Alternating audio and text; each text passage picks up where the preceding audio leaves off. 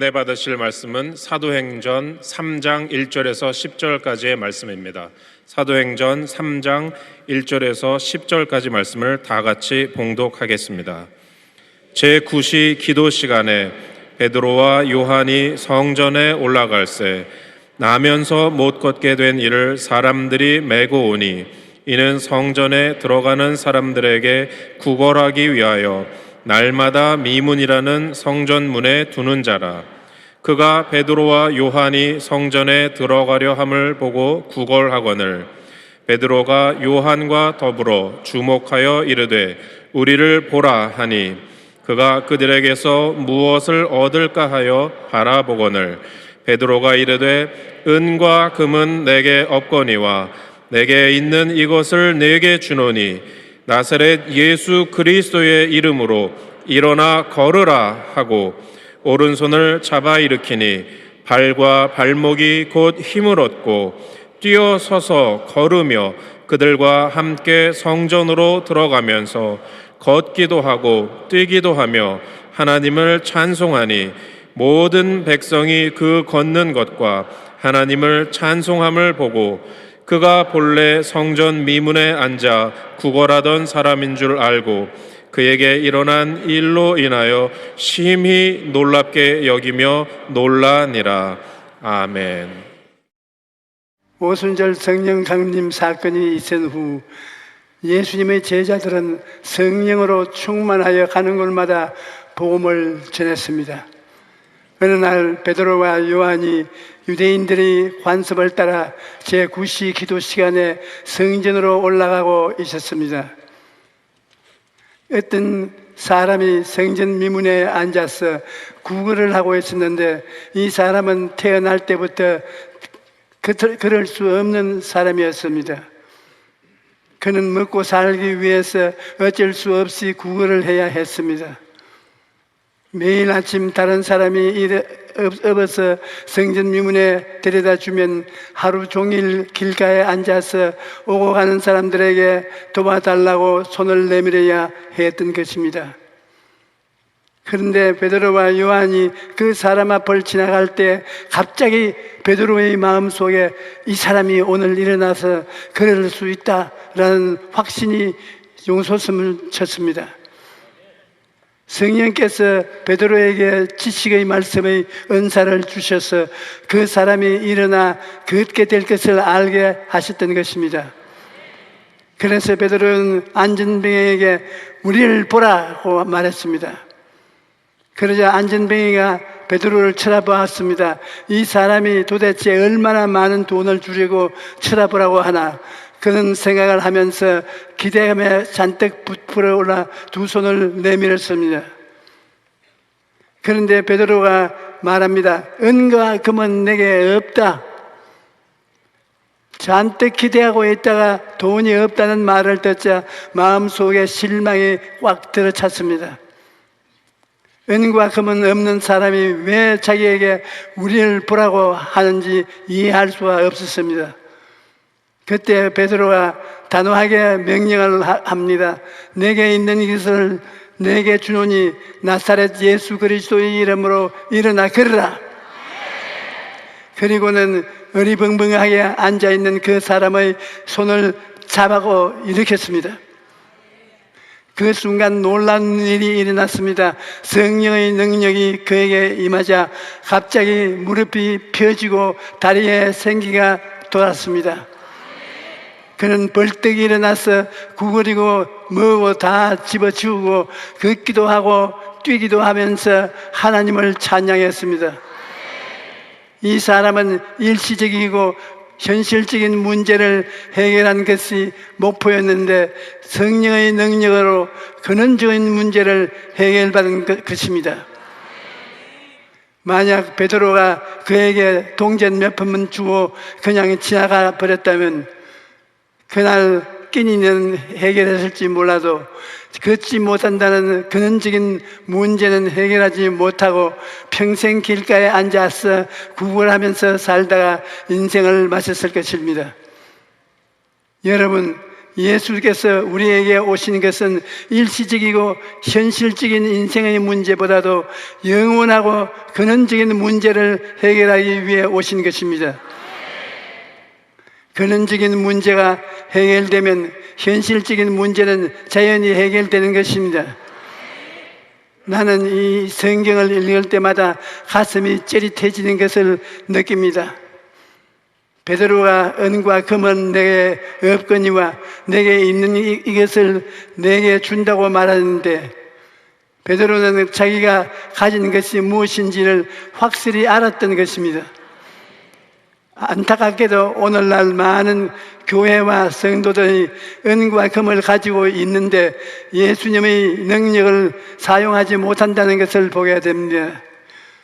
그 이유는 자기가 무엇을 가지고 있는지 모르고 있기 때문입니다. 베드로가 내게 있는 것이 무엇인지 분명히 알고 있다면 인생의 어리석음을 만날 때 좌절하거나 절망하지 않을 것입니다. 오늘 나는 여러분에게 묻고 싶습니다. 여러분 무엇을 가지고 있습니까? 내게 있는 것이 있으니 내게 있는 것을 내게 주겠다. 적어도 우리 교회 성도님들은 베드로처럼 자신 있게 말할 수 있어야 될 것입니다. 그래서 오늘 우리는 나에게는 과연 무엇이 있는가 알아보고자 하는 것입니다. 첫째로 내게 있는 것은 예수님의 이름입니다. 예수님의 이름은 예수님 자신이기 때문에 예수 이름에 권세와 능력이 있는 것입니다. 예수님께서는 자기의 이름을 우리에게 주셨습니다. 우리는 예수님의 이름으로 귀신도 쫓아내고 예수님의 이름으로 병도 고칠 수 있습니다. 그러나 예수님의 이름을 주셨어도 사용하지 않는 사람은 아무 유익도 얻지 못합니다. 예수님께서 자기 이름을 주신 것은 그 이름의 권세와 능력을 사용하라고 주신 것입니다. 그러므로 예수님의 이름을 사용해야 하는 것입니다. 예수님의 이름에는 놀라운 능력이 있는데 바로 죄를 사하는 능력입니다. 예수님께서는 우리의 죄를 대신 짊어지시고 가시관을 서시고 양손과 양발에 대못이 박히시고 창에 찔러 물과 피를 쏟음으로써 십자가에서 죽으셨습니다. 이사야 53장 5절로 6절에 그가 찔림은 우리의 허물 때문이요 그가 상함은 우리의 죄악 때문이라. 그가 징계를 받음으로 우리는 평화를 누리고 그가 채찍에 맞음으로 우리는 나음을 받았도다.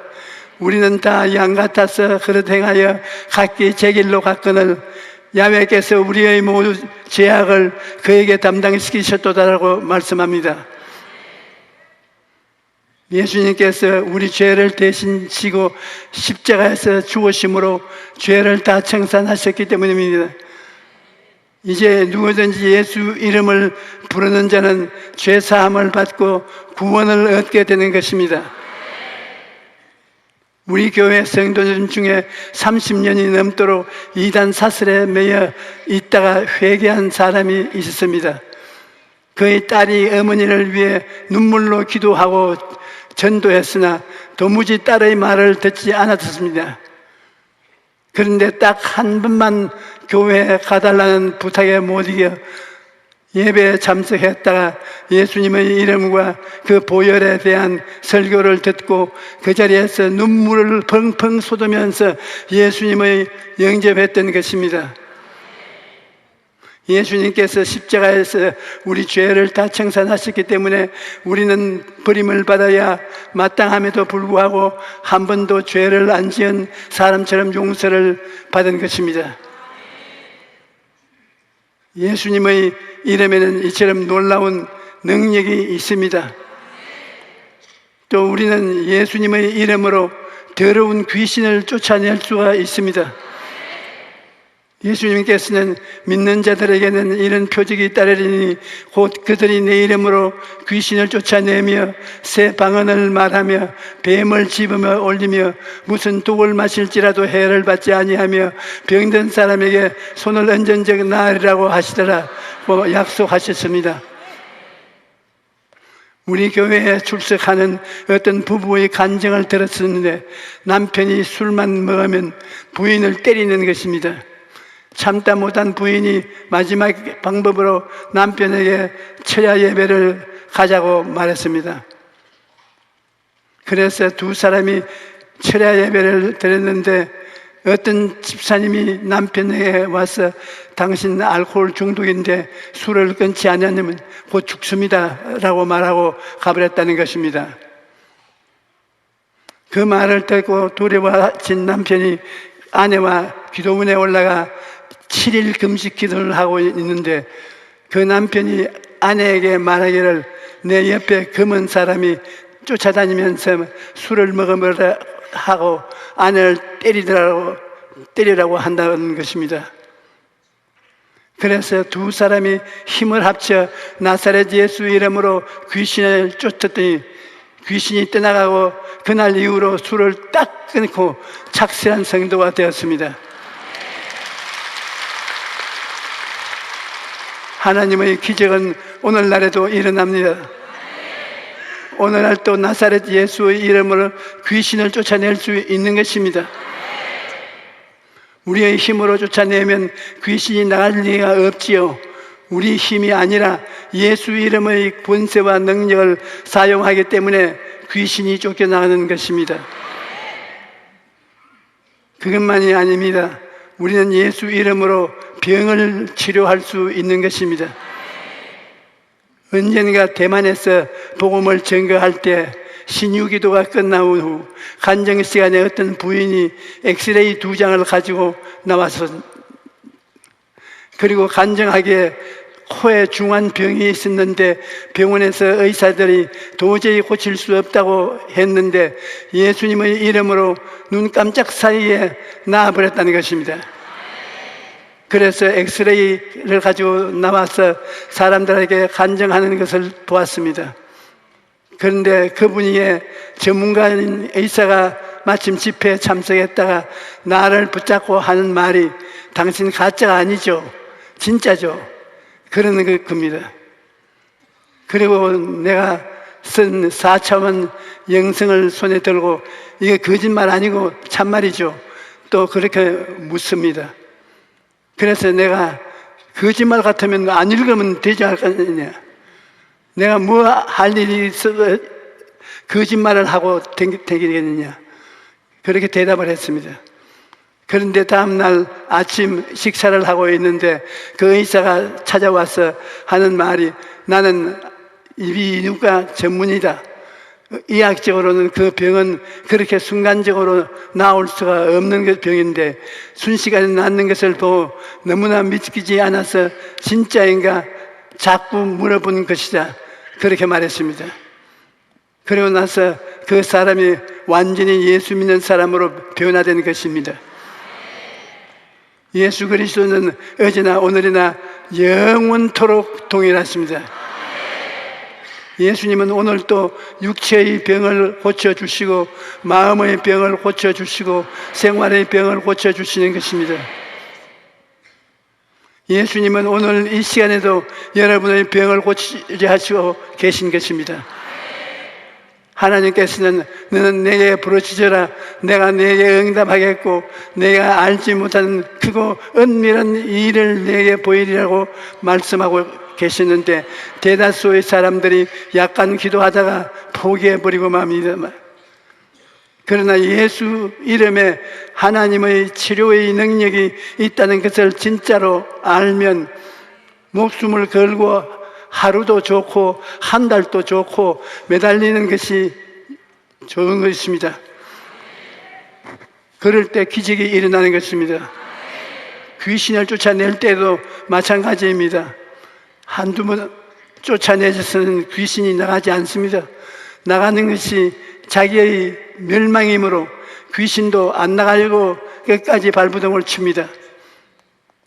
그러나 승리는 이미 우리의 것이므로 결정되어 있기 때문에 끝까지 기도해야 합니다.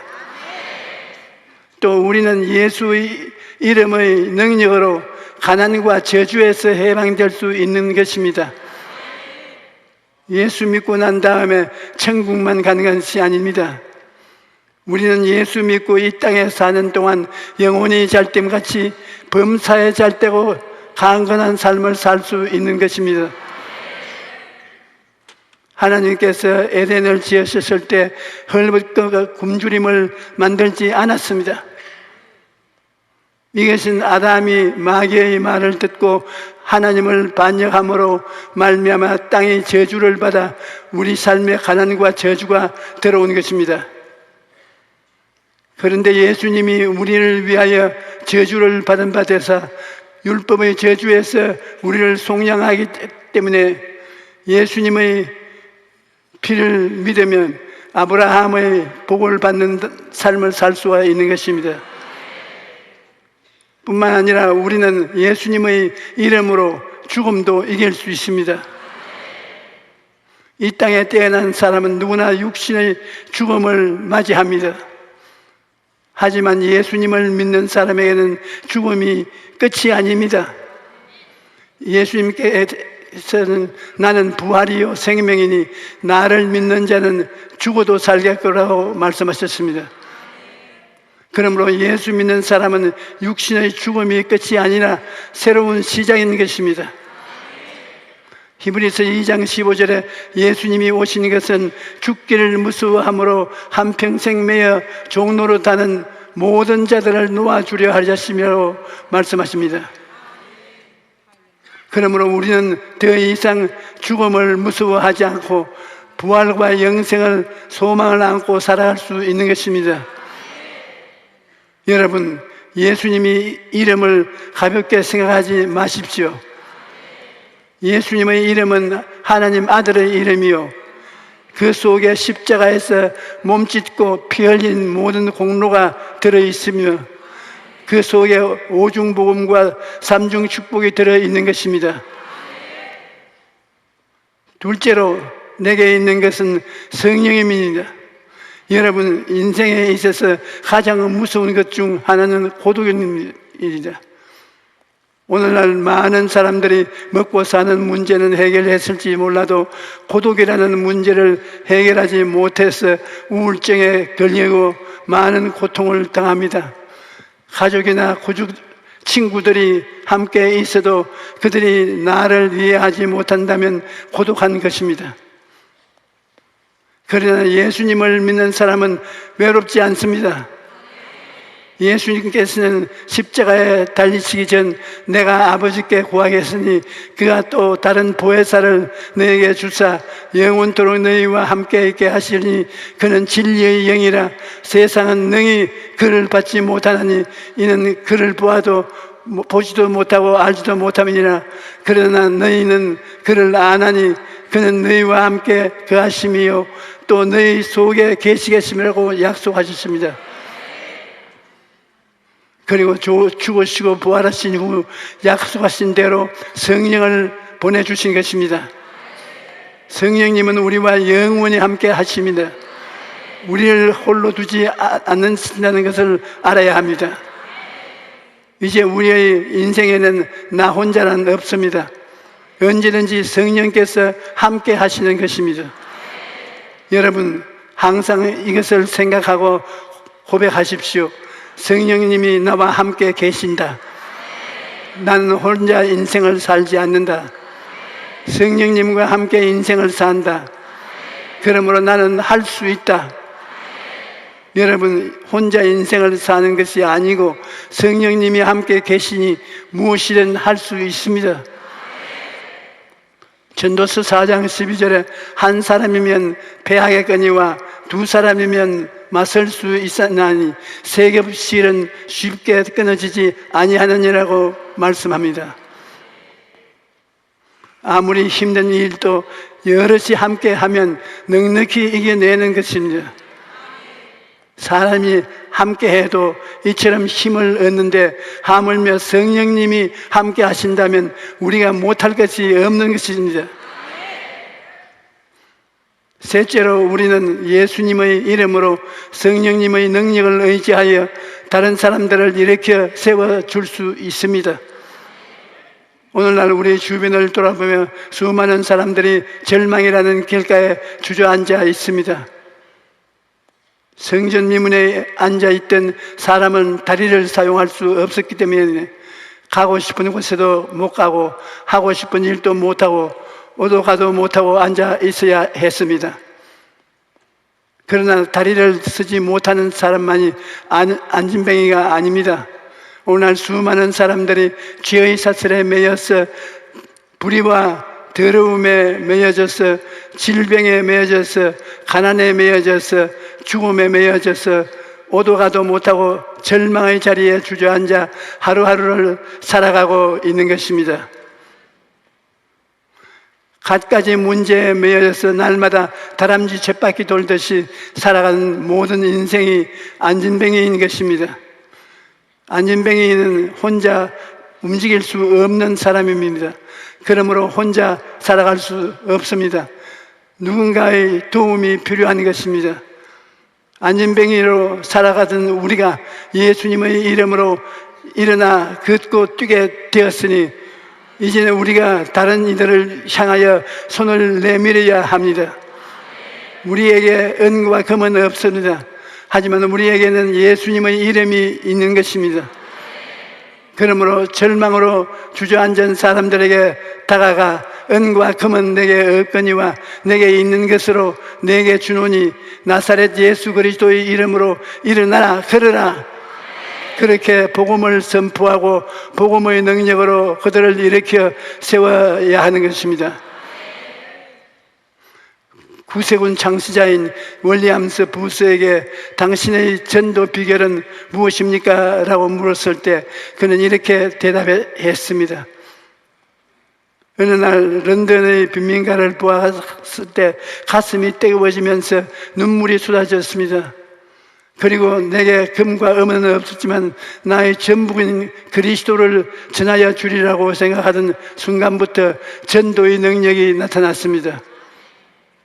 그러므로 여러분, 은과 금은 내게 없거니와 내게 있는 이것을 내게 주노니 나사렛 예수 그리스도의 이름으로 일어나 걸으라고 말하는 것은 사랑의 외침인 것입니다.